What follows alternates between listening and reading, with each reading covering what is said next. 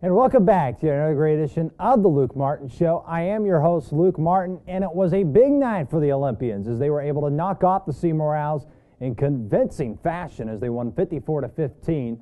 I got to tell you, I'm getting closer on my predictions. Remember last year, I got one completely right. I said 56-7.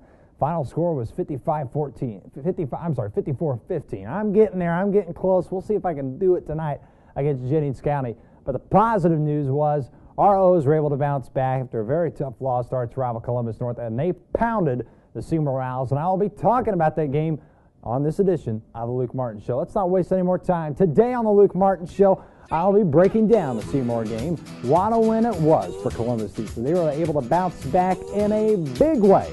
I talked to head coach Bob Gaddis after the game, and he will share his thoughts on the O's victory. I'll also recap my three keys to victory and give you a letter grade to assist on how the O's did on each key.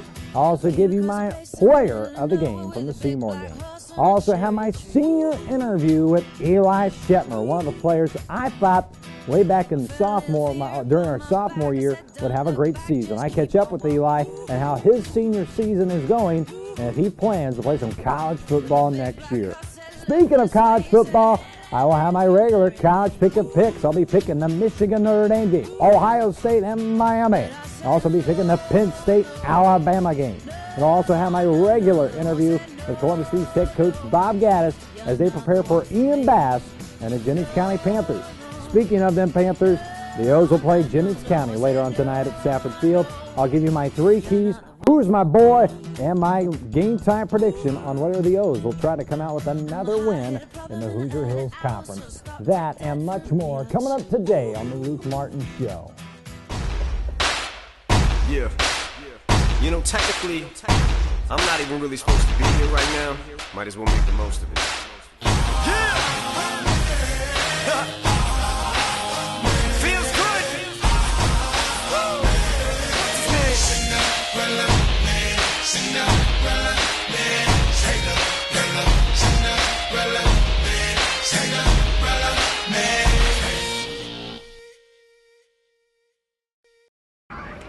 Well, Coach Gaddis, you guys were able to bounce back from a very tough loss last week, and that's one of the things that I was anxious to see tonight, and I'm sure you as well. And you mentioned in the post-game talk with the guys this week, last week they got something they haven't had in a while was humility, and you guys were able to bounce back pretty well tonight, it seemed, against Seymour. Well, that's a great thing about athletics. You know, you gotta face some adversity sometime and see if you can bounce back. I was really happy with not only tonight's performance, I was happy with our week of practice. I thought we had a lot more focus.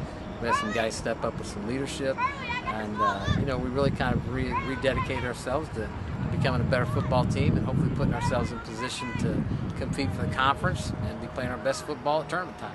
And it seems like your defense, after a rough go-around last week, they were able to bounce back and have a pretty good night tonight. I thought, I was telling some people earlier, I thought Coach Vogel, Coach Martin, Coach Manowitz, our defensive coaches, did a great job of getting our guys to buy in to playing it the way we do at East. I thought we flew around tonight. We got off blocks better. We played a lot faster. And just really looked like the old teams that we've had. Yeah. So I was really happy with them. You know, we gave up the one big play where we missed the tackle on the pass. And besides that, we made a lot of big plays tonight on defense. And, many people don't realize, but this Seymour team was set at the top of the conference. They came off a big home win against Jeffersonville. So to beat a, high-energy Seymour team is also a plus. Yeah, and we were concerned. We thought they'd come in here and be really, really jacked up to play us, and I think they were, and I was happy with the way our kids took control early. And, I think we got out on them a couple of touchdowns in that first quarter, and that was really a key. And now you guys had a great week of practice. You're going to have that next week as well, preparing for Ian Bass on the running game at Jennings County. I'm sure that's going to be a huge test for your defense next week. Yeah, he's a big, tough guy, and, they're going to run the football, that. And I don't know what they did tonight, but I know they've had a couple of tough losses in close games. So they're going to come in here, and they're going to try to, take the air out of it and control the ball offensively and keep it out of our offense's hands. So we're going to have to, bow our backs and be ready to tackle, I think, probably the best back in the conference. All right, Coach. Congrats on the win tonight, and good luck next week. Thanks a lot. Hello, and welcome back to the Luke Martin Show. Well, it was a big win, like I mentioned in my opener, and like you just heard Coach Gaddis said, the O's were able to bounce back after a very tough loss to arch rival Columbus North. No doubt the players were tired of hearing all week long about how the Dogs beat up the O's and how the O's, they were told what they cannot do instead of what they can do. But you know what? Watching the team last week through the week of practices, and then obviously Friday night, it looked like they were coming off a big emotional win. And I said the Owls would have no chance at beating the O's because they were going to see a ticked-off O's squad. Well, guess what? I was right. The O's were fired up, and they were ready to play the Owls, and it was quite evident in their performance Friday night at Stafford Field.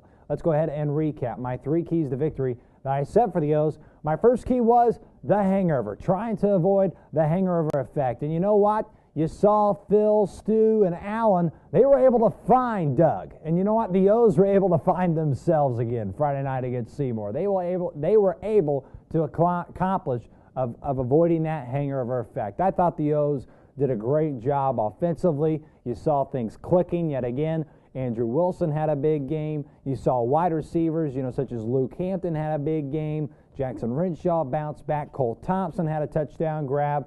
Gunner played well. Just everyone was improved, and you just thought that they were not coming off a big loss. Just seeing them perform so well. They deserve an A+.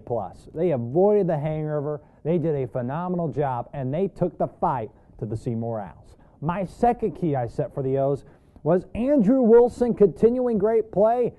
Ladies and gentlemen, A-Train had another big game, and A-Train is picking up some steam. What a job this young man has done so far this year. I'm totally impressed. He has stunned me. Even though I thought he'd have a big year, this guy is only getting between 13, 15 carries a game, and yet he's getting over 130-plus yards each and every night. That's impressive. He won't be like Ian Bass, that I'll talk about later in the show, where he's getting 45 carries a night. Those numbers are inflated. Wilson knows that his carries are at a prime, and he's got to make them count every time he gets them, and he sure does. Andrew Wilson got an A. 2 touchdowns, just phenomenal. What a performance by Andrew Wilson Friday against the Owls. And my third and final key was defensive line needs to make improvement. They did. Now, they're going to get a bigger test later on tonight at Stafford Field with Ian Bass, as they'll try to be bass fishermen tonight to stop Ian Bass. But the O's, they made improvement. They passed the test against Seymour. Seymour's not what you would call a dominant running team. They're not a dominant team. They're not the physical type team. Seymour, though, you know what? If the O's gave up a lot of yards, it would be concerning. But the O's did not. They were able to win the game. They were able to shut down the Seymour offense, and they were able to give the O's offense extra opportunities. You saw Caleb Maley with an interception, ran all the way back. I thought the O's defense did a phenomenal job. They made improvement, especially the defensive line. They're going to get a bigger test later on tonight at Stafford Field. Excuse me, but you know what? Defensive line made improvement. They deserve an A as well. Who was my player of the game? Well, you know what? If you remember, I said my boy for Friday night on the pregame show was going to be Luke Hampton. And look what happened. Luke Hampton had a phenomenal game, 2 touchdowns, multiple catches. Luke had a great game. And like I've been saying, this kid can start for so many teams in the state of Indiana. He is a phenomenal football player, a phenomenal wide receiver. And O's fans got a taste of what Luke Hampton can really have in store for them the rest of the year, what he can serve them. Luke Hampton's going to be a great wide receiver for years to come here at East. He's going to be the X factor. Shane Henderson's going to get his coverage. Jackson Renshaw is going to get his coverage, and Cole Thompson's going to get attention.